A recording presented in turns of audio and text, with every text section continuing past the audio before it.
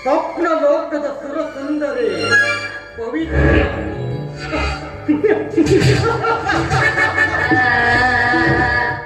ಸೌಂದರ್ಯ ದೃಷ್ಟಿಗಿಂತ ಮಿಗಿಲಾದ ಚೆಲುವೆ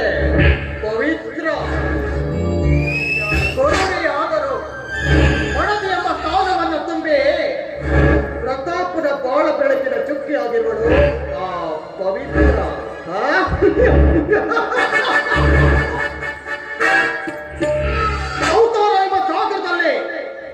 ಗಂಡನ ಮುಕ್ತ ಹಿಡಿದು